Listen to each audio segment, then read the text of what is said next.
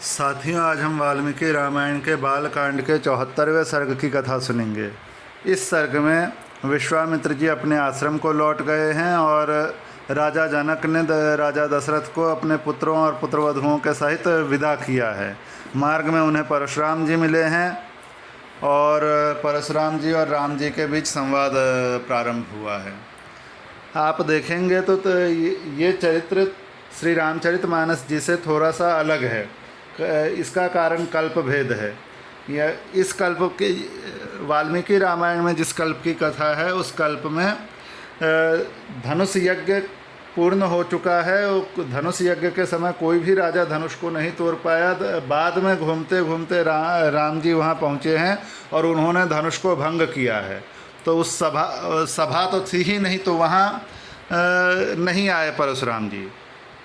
जब वहाँ से विदा लेकर श्री रामचंद्र जी अपने भाइयों और चारों राजकुमारियों सहित वहाँ से विदा हुए हैं, तो मार्ग को घेरे हुए सभी शत्रु राजा खड़े थे कि हमें परास्त करके कैसे कोई सीता से विवाह करके ले जा सकता है। तो उन्हें डराने के लिए फिर परशुराम जी वहाँ मार्ग में उपस्थित हुए हैं। जबकि वे रामचरितमानस जी में श्री सीताराम जी के विवाह के लिए धनुष जो भंग हुआ है वो सभा में भंग हुआ है और वहीं सभी शत्रु राजा थे। तो वहीं पर परशुराम जी पहुंच गए और सभी शत्रुओं को राजाओं को डरा दिया। तो चलिए अब 74वें सर्ग की कथा शुरू करते हैं। श्री सीतारामचंद्राभ्याम नमः। श्रीमद् वाल्मीकि रामायणम बालकांडम चतुस्सप्ततितमः सर्गः। विश्वामित्र का अपने आश्रम को प्रस्थान, राजा जनक का कन्याओं को भारी दहेज देकर राजा दशरथ आदि को विदा करना, मार्ग में शुभाशुभ शकुन और परशुराम जी का आगमन। तदनंतर जब रात बीती और सवेरा हुआ तब महामुनि विश्वामित्र राजा जनक और महाराज दशरथ दोनों राजाओं से पूछकर उनकी स्वीकृति ले उत्तर पर्वत पर हिमालय की शाखाभूत पर्वत पर, जहाँ कौशिकी के तट पर उनका आश्रम था, वहाँ चले गए। विश्वामित्र जी के चले जाने पर महाराज दशरथ भी विदेहराज मिथिला नरेश से अनुमति लेकर ही शीघ्र अपनी पूरी अयोध्या को जाने के लिए तैयार हो गए। उस समय विदेहराज जनक ने अपनी कन्याओं के निमित्त दहेज में बहुत अधिक धन दिया। उन मिथिला नरेश ने कई लाख गौवें, कितनी ही अच्छी अच्छी कालीनें तथा करोड़ों की संख्या में रेशमी और सूती वस्त्र दिए। भांति भांति के गहनों से सजे हुए बहुत से दिव्य हाथी, घोड़े, रथ और पैदल सैनिक भेंट किए। अपनी पुत्रियों के लिए सहेली के रूप में उन्होंने 100 कन्याएं तथा उत्तम दास दासियां अर्पित की।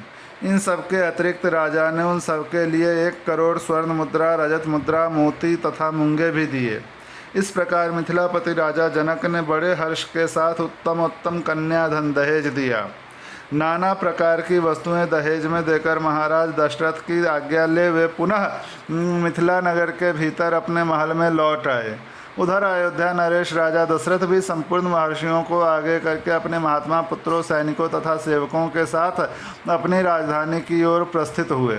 उस समय ऋषि समूह तथा श्री रामचंद्र जी के साथ यात्रा करते हुए पुरुष सिंह महाराज दशरथ के चारों ओर भयंकर बोली बोलने वाले पक्षी चहचहाने लगे और भूमि पर विचरने वाले समस्त मृग उन्हें दाहिने रखकर जाने लगे।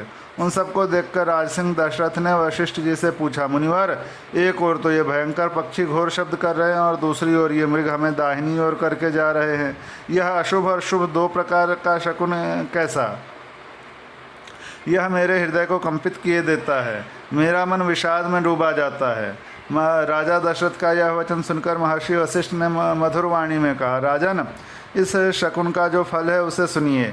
आकाश में पक्षियों के मुख से जो बात निकल रही है वह बताती है कि इस समय कोई घोर भय उपस्थित होने वाला है, परंतु हमें दाहिने रखकर जाने वाले ये मृग उस भय के शांत हो जाने की सूचना दे रहे हैं।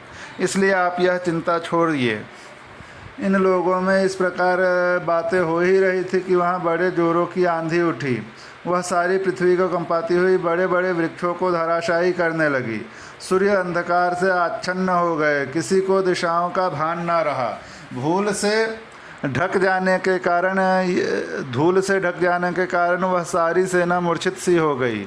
उस समय केवल वशिष्ठ मुनि, अन्यान्य ऋषियों तथा पुत्रों सहित राजा दशरथ को ही चेत रह गया।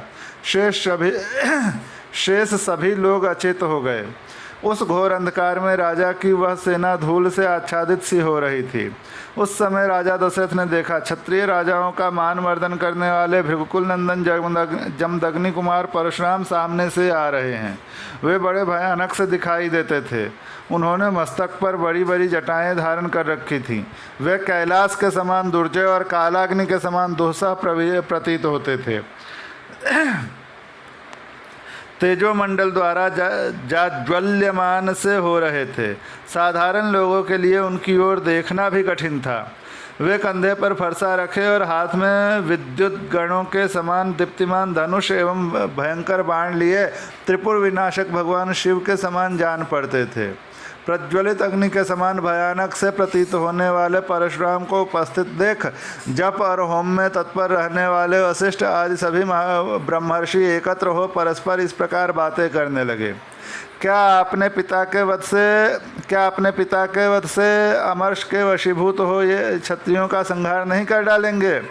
पूर्व काल में क्षत्रियों का वध करके इन्होंने अपना क्रोध उतार लिया है। अब इनकी बदला लेने की चिंता दूर हो चुकी है। अतः फिर क्षत्रियों का संहार करना इनके लिए अभिष्ट नहीं है, यह निश्चय पूर्वक कहा जा सकता है। ऐसा कहकर ब्रह्म ऋषियों ने भयंकर दिखाई देने वाले भृगुनंदन परशुराम को अर्घ्य लेकर दिया और राम राम कहकर उनसे मधुर वाणी में बातचीत की। ऋषियों की दी हुई उस पूजा को स्वीकार करके प्रतापी जमदग्नि पुत्र परशुराम ने दशरथ नंदन श्री राम से इस प्रकार कहा। इस प्रकार श्री वाल्मीकि निर्मित आर्ष रामायण आदि काव्य के बालकांड में 74वां सर्ग पूरा हुआ।